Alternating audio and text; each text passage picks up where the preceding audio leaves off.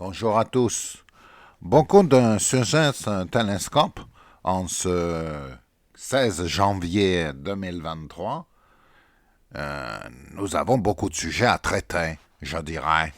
Alors, bien sûr, le match de Niort qui va avoir lieu à 20h45 est un match qui va être très compliqué pour les Verts. Je vous expliquerai pourquoi.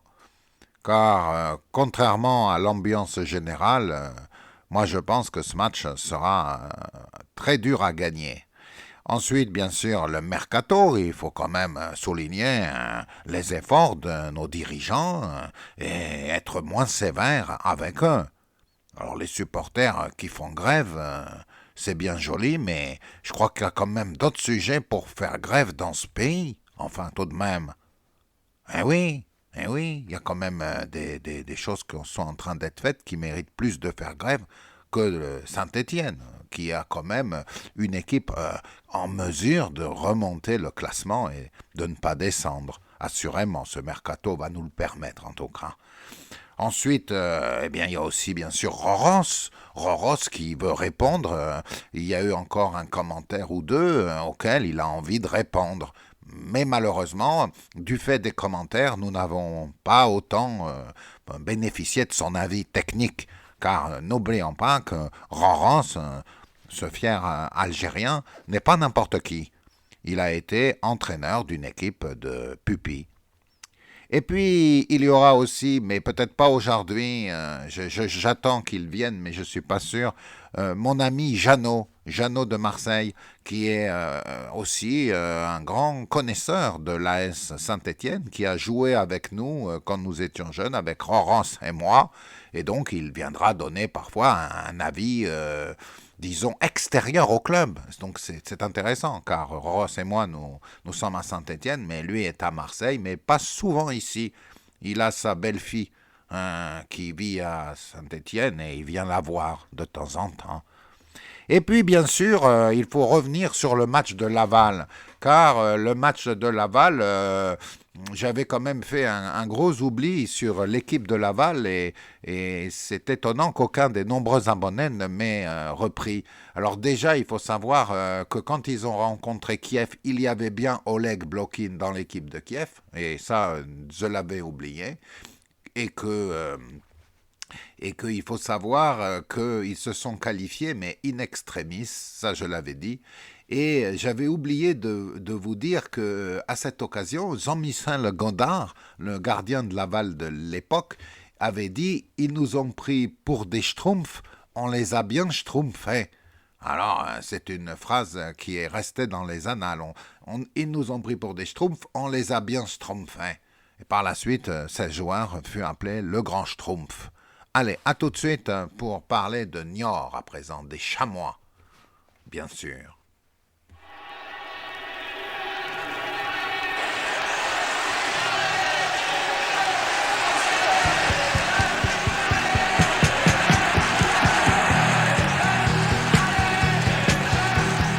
Les vestiaires avant de rentrer, pour commencer à nous échauffer. Tous en cœur nous chantons, on est les rois du ballon. Quand on arrive sur le terrain, on les entend frapper dans leurs mains. Avec eux nous chantons, Saint-Étienne sera champion.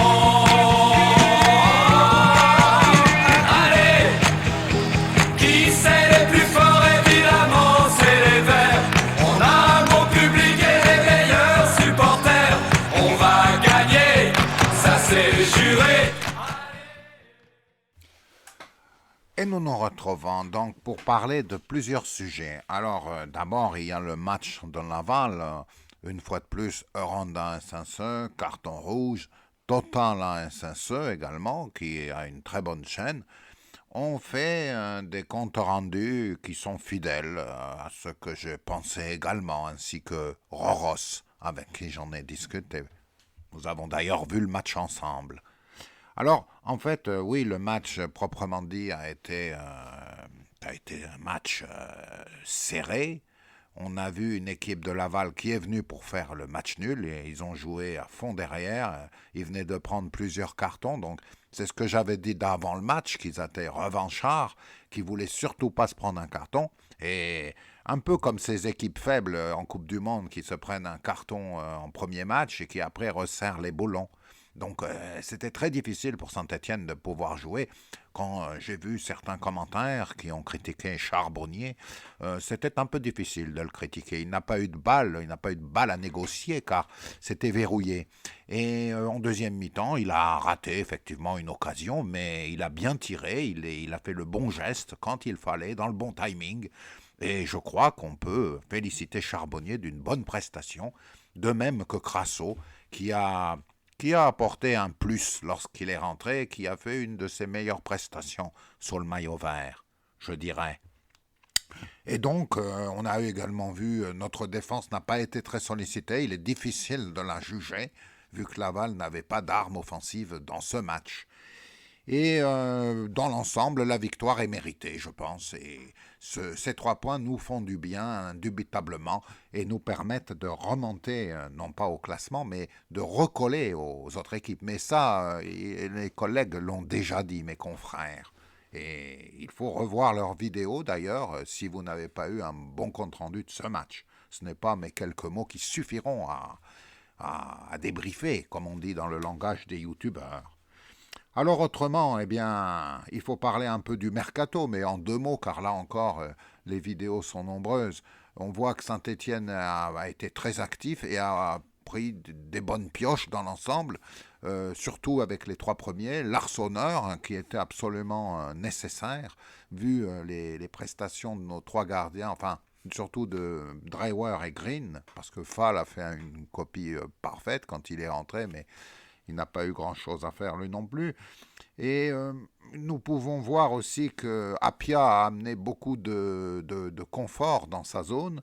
Et Charbonnier, j'en ai déjà parlé, c'est un très grand joueur et il nous amène vraiment un plus.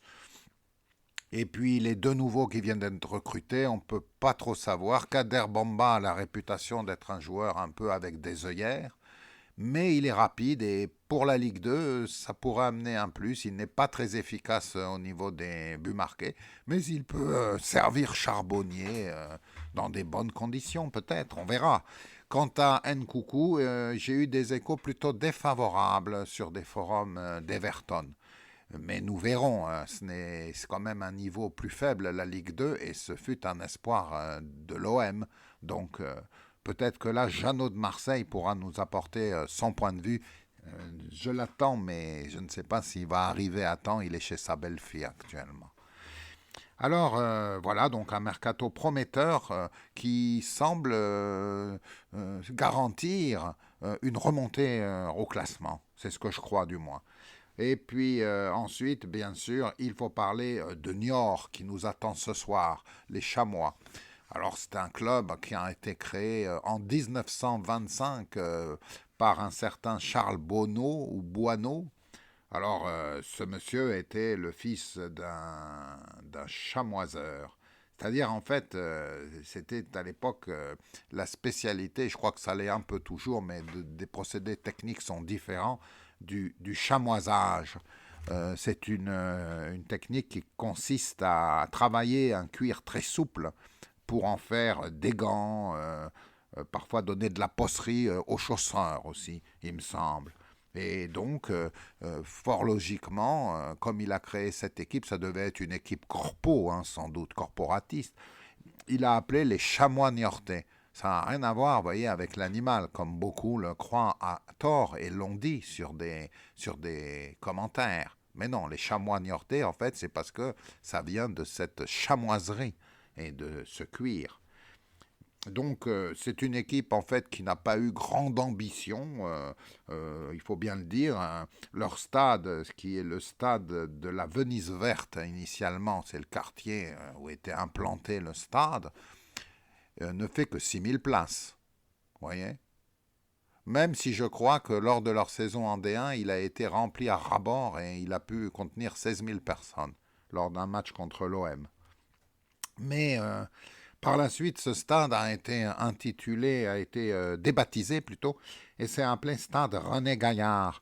Alors René Gaillard, c'est un homme politique qui était né en 1911 et qui est mort en 85, il me semble.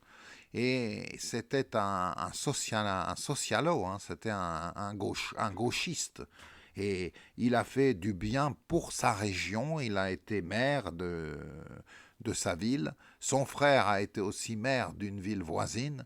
Et ils ont fait, je crois que ils ont œuvré pour que cette équipe de Niort monte de niveau, car c'est une équipe amateur de base, il faut le savoir. Et d'ailleurs, ils ont évolué entre la division d'honneur et la D3 de 1925. Enfin, même avant, ils étaient dans les championnats amateurs. Mais entre 45 et 85, ils étaient entre division d'honneur et division 3, une équipe amateur. Et puis en 85, ils ont fait en fait plusieurs montées successives grâce à un Stéphanois. Et oui, c'est ce qu'il faut savoir. Mais je reviendrai après. Je voulais aussi parler de Ferdinand Faszinek, qui était un international tchèque et qui est venu dans les années 40, pendant la guerre, jouer avec l'équipe de Niort, alors que c'était un international qui avait eu 8 sélections, sans marquer de but, mais quand même 8 sélections, il est venu dans un club amateur. C'était une autre époque. Et il a joué aussi à Sète et à Sochaux, ce Ferdinand Faszinek. Les plus anciens s'en souviendront. Et il fut entraîneur ensuite de l'équipe. Mais l'important, c'est surtout de constater qu'en 85, le club a connu un essor sportif, au niveau sportif, grâce à un Stéphanois vraiment de souche, puisqu'il a été formé à la SSE. Il est parti juste avant l'épopée, il est parti au mauvais moment en fait. Et je crois que les plus anciens se souviennent bien de lui. Il s'agit de Parison. Alors, ne pas confondre avec Farison. Parison, donc, qui était un grand joueur de l'équipe Saint-Étienne, qui n'a pas fait la grande épopée, mais qui, jusqu'en 73, était chez nous, puisque nous l'avions formé. Et il est parti ensuite, il me semble, à Marseille, un peu comme Carnus et Bosquier, mais à vérifier, parce que là, je vous dis tout ça de mémoire. Et vous savez, à mon âge, des fois, la mémoire est un peu défaillante, je dirais. Et donc, il les a fait monter de D3 en D2. Ils ont fait une bonne saison en D2 et ils ont fini 5e de leur groupe. Je crois qu'à l'époque, il y avait 2 groupes. Et l'année suivante, ils sont montés en D1. Et bon, bien sûr, ils étaient passés professionnels depuis qu'ils étaient en D2. Et ils ont fait une saison qui a été quand même, qui n'a pas été négative en D1, parce que le Niort, quand ils sont arrivés en D1 en 87-88, pour cette saison de 87-88, on s'était dit, ils vont pas avoir le niveau. Mais Parison faisait un remarquable travail, et son équipe a quand même gagné au Parc des Princes, 3-1. Elle a battu Monaco, et elle nous a battus également à Niort, 2-1. Eh oui, Garande avait marqué le but, il me semble. Et au retour, nous les avions battus sévèrement, 2-0, avec 2 buts de Tibeuf. Et oui, nous avions le binôme Tibeuf-Garande à l'époque. Et nous avions fini 4e du championnat, aux portes de l'Europe, il me semble. Pour Niort, par contre, les choses, après un bon début, s'étaient gâtées. Et ils avaient fini en 18e position. Lors du dernier match, en fait, il y avait une sorte de finale à Lens, entre Lens et Niort, pour savoir qui serait 17e et qui serait 18e. Et Niort, malheureusement pour eux, s'était écroulé face à Lens et avait perdu 3-1 sans vraiment jouer. Et il s'était fait ensuite le barrage face à Caen, qui les avait éliminés, et Niort était redescendu en D2.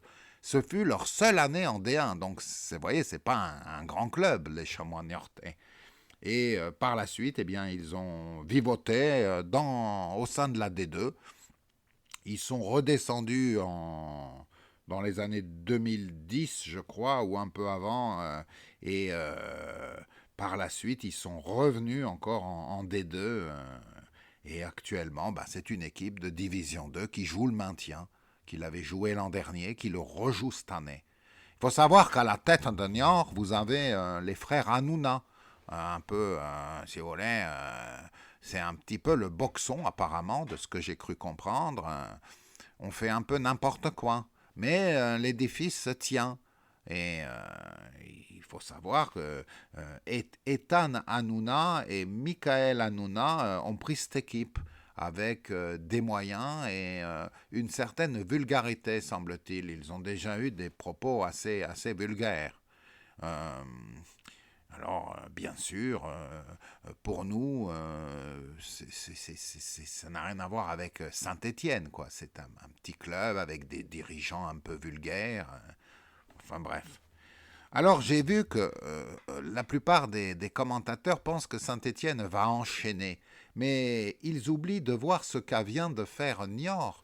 Parce que Niort, si vous regardez leurs 11 derniers matchs, toutes compétitions confondues, il y a 6 victoires, 4 matchs nuls et une seule défaite. Et encore une défaite qui remonte à loin, au mois de novembre.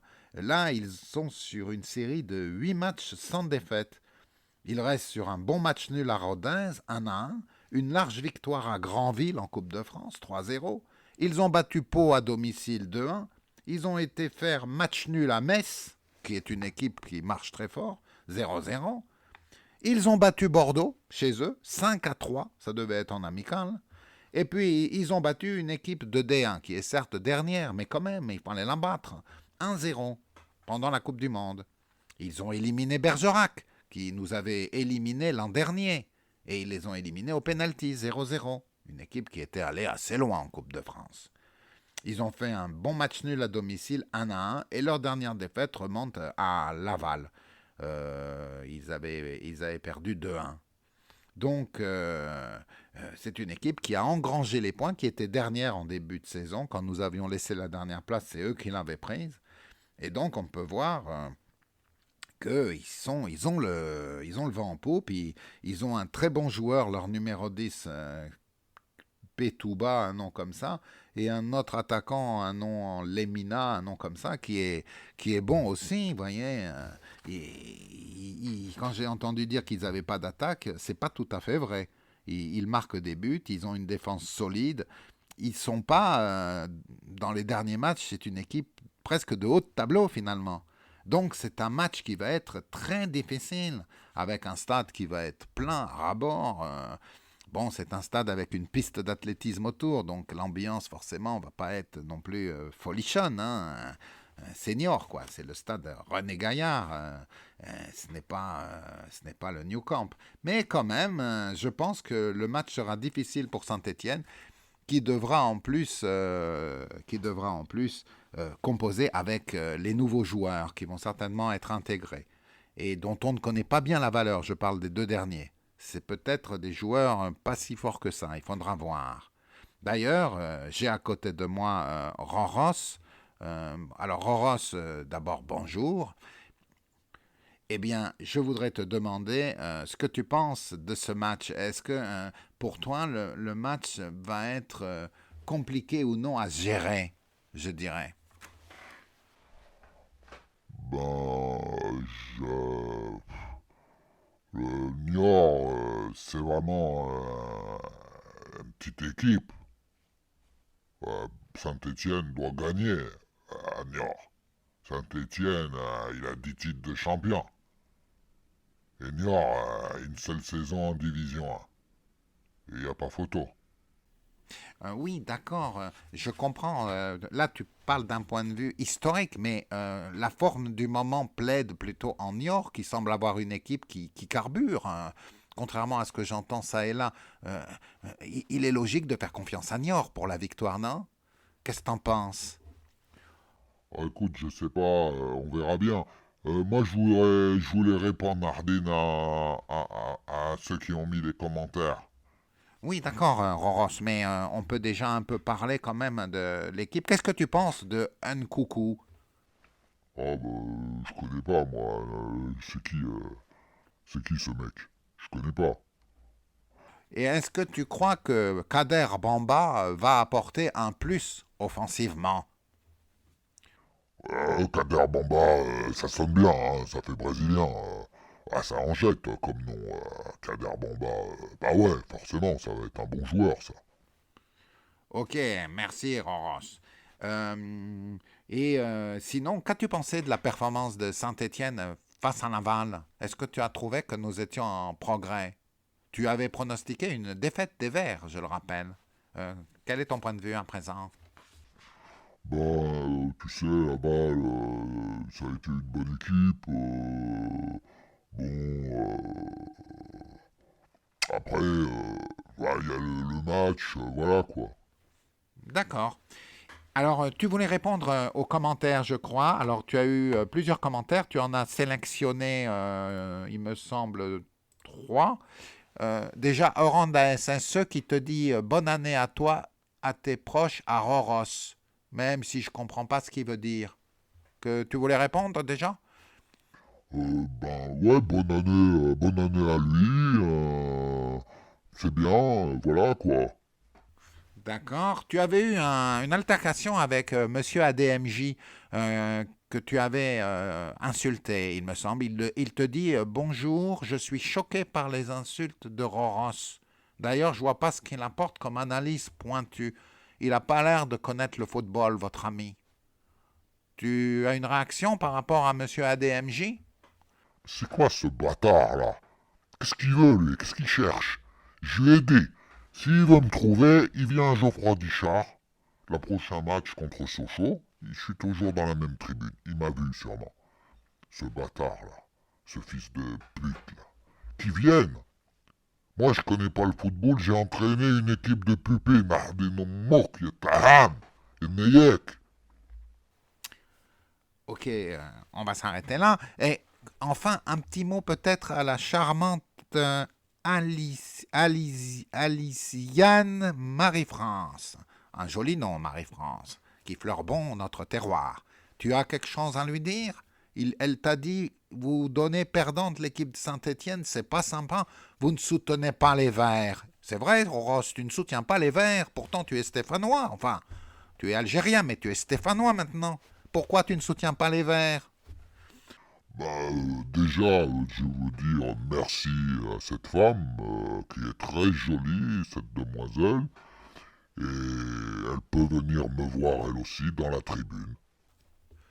Ok, Roros, je te remercie. Et puis, eh bien, nous allons voir le match de Niort. Un match qui va promettre, bien sûr, une partie difficile pour nos Verts, nos chers Verts. La vidéo a été un petit peu longue. J'espère que ça vous aura intéressé un minimum. Et puis, je vous dis, bien entendu, bonjour chez vous et bon match.